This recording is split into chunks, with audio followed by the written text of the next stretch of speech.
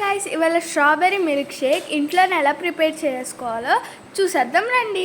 First ఒక యాపిల్ని ఇంత చిన్న చిన్న స్లైసెస్గా కట్ చేసుకోవాలి, ఇక్కడ చూపించే విధంగా. తర్వాత స్ట్రాబెర్రీ ఐస్ క్రీమ్ని యాడ్ చేసుకుని నీట్గా మిక్స్ చేసుకోవాలి పాలతో. ఇలా నీట్గా మిక్స్ చేయాలా మిక్స్ చేసుకోవాలి. సో ఇలా నీట్గా అయితే మిక్స్ చేసేసుకోవాలి. నెక్స్ట్ దీంట్లో షుగర్ యాడ్ చేసుకుంటే యాడ్ చేసుకోవచ్చు. సో తర్వాత దీంట్లో అయితే మనమైతే చాక్లెట్ వేసేసుకోవాలి.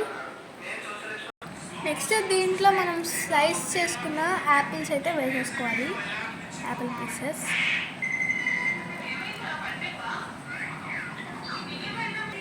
నెక్స్ట్ మనం స్ట్రాబెర్రీ వేవ్స్ అయితే పోసేసుకోవాలి.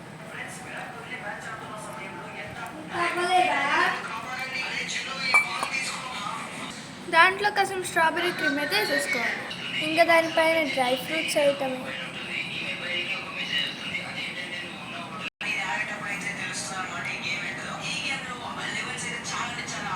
సో చూసారు కదా, మన మిల్క్ షేక్ రెడీ అయిపోయింది.